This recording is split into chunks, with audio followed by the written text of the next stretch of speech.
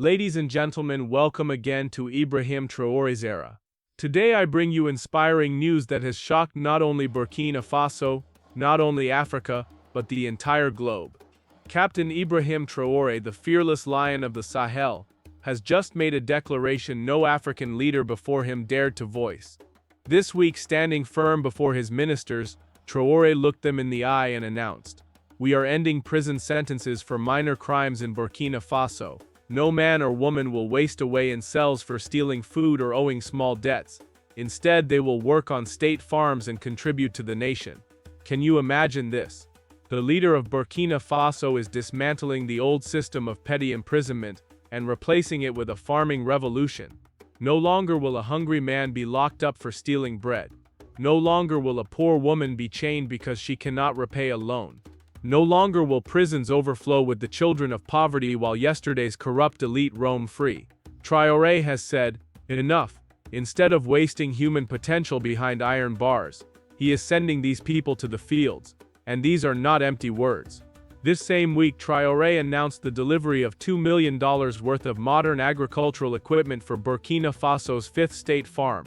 Tractors, harvesters, irrigation pumps and trucks are already arriving on Burkinabe soil. These are no small gardens. These are vast farms covering thousands of acres. And who will work there? Not inmates, but farmers in training. Because under Traoré's plan, petty offenders will not be condemned as prisoners. They will be retrained as food producers. Brothers and sisters, do you grasp the weight of this? This is bigger than Burkina Faso. This is a new African model of justice. For centuries, prisons were used for punishment, humiliation, and wasted lives. The poor man who steals to survive is jailed and forgotten. When released, he is broken, unemployed, and angry, and he steals again. The cycle never ends. But Traoré declares, "No more." Why punish when you can rebuild? Why destroy when you can transform? If a man owes debt, let him farm to repay through work. If a youth steals, let him learn to grow food. If a woman commits minor fraud, let her harvest and restore her dignity. This is not punishment, this is redemption through labor. At the cabinet meeting, Traoré's words cut like steel. What sense is there in caging a hungry man? Let him farm. What sense in chaining a woman for debt? Burkina Faso needs food. Our people need hands. This is how we rebuild. And the people? They are rejoicing. From Ouagadougou to Bobo Dioulasso, Kaya to Dori, citizens are hailing this as the most African answer to crime ever heard. Because in our tradition, justice was never about jails. It was about restitution, labor, and reintegration. Traoré's vision is sharp. By 2029, Burkina Faso will not just feed itself. It will become Africa's food hub. No more rice imports from Asia. No more wheat dependency on France. Burkina Faso will export grain, maize, millet, and rice across Africa. And how will this happen? By transforming every idle hand into a productive one. By turning prisons into farms. By turning shame into pride. Imagine this. Thousands of men and women once condemned to prison cells, now working alongside farmers, producing food, earning wages and training in agriculture. When their sentence ends, they leave not as broken ex-convicts but as skilled farmers and providers. And here is the brilliance. They will not walk this journey alone. Every state farm will pair them with local farmers as mentors. Instead of prison guards barking orders, they will hear, "This is how you sow millet. This is how you irrigate. This is how you harvest." Yes, prison officers will still be present, but as supervisors, not tormentors. The real trainers will be farmers themselves, passing ancestral knowledge to a new generation. It is a union of justice, agriculture, and tradition.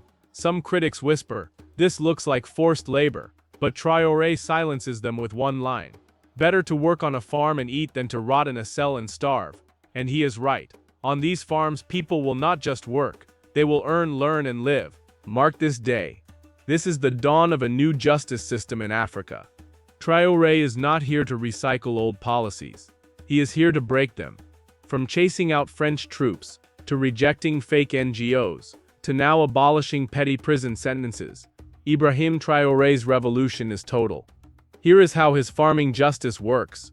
Petty offenders, theft of small items, unpaid debts, minor fraud, small public order crimes, will not go to prison. Instead, they go to state farms run by the Agriculture Ministry, supervised by prison staff. Each farm has modern tools, tractors, irrigation, silos, and training centers. Offenders get practical training from farmers and experts. They live in dorms, with food, shelter, and medical care. They earn small wages, part of which can repay victims. When they complete their time, they leave not broken but skilled, ready to farm, trade, or process food. This is brilliance. Instead of producing broken men, Burkina Faso produces agricultural soldiers to fight hunger and poverty. The latest project, the Fifth State Farm, just received $2 million worth of equipment. Bulldozers, tractors, rice mills, irrigation systems, even drones for crop monitoring.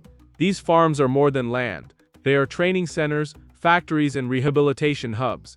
Every acre worked means more food on Burkina Faso tables and more dignity restored. By 2029, Traoré envisions dozens of these farms across Burkina Faso, feeding millions, transforming offenders, and ending dependency.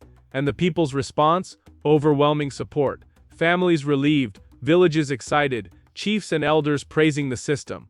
One elder in Ouagadougou summed it up. In Africa, we do not throw people away, we bring them back. Traoré has restored our way. The West criticizes, calling it forced labor, but Burkina Faso laugh. How can it be forced labor, when people are trained, paid, fed, and given a second chance? As Traoré says, if the West loves prisons, let them keep theirs. In Africa, we will farm. This is not just policy, it is defiance, it is sovereignty. It is proof that Africa does not need to copy Europe's models of punishment. We can build our own. And let's not forget, this is also about food sovereignty. Burkina Faso spends millions importing what it can grow. With this new system, production will soar. The nation already broke records with 7 million tons of cereals last season. Now output will climb even higher. By 2029, the goals are clear. 90% cut in food imports. Full food self-sufficiency. Cereal exports across Africa. And by turning ex-offenders into food producers, Burkina Faso fights not only hunger but also terrorism. Because terrorists recruit from the hungry. But when every young man can farm and feed his family, extremism starves. This system is more than justice. It is a weapon against colonialism, terror, and dependency. Mali and Niger are already watching. Leaders in Bamako and Niamey hint they may adopt similar reforms. Why waste human potential in cells when it can produce food? The real victory here is human lives. Men once called criminals are now farmers. Families once ashamed are now proud. Villages once hungry are now fed.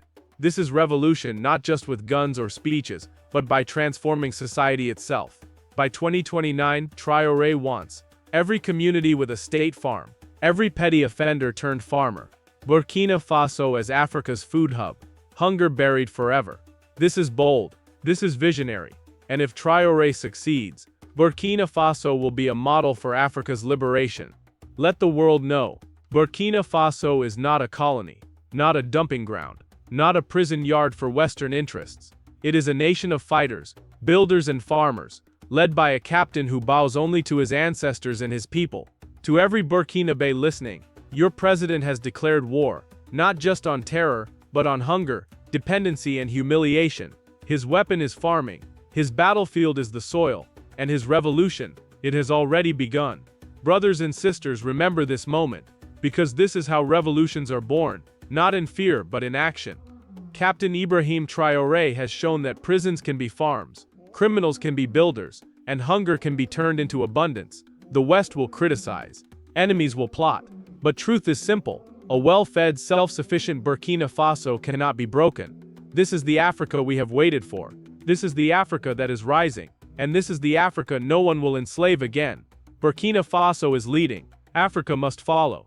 This is Ibrahim Traoré's era. Stay tuned because the revolution has only just begun.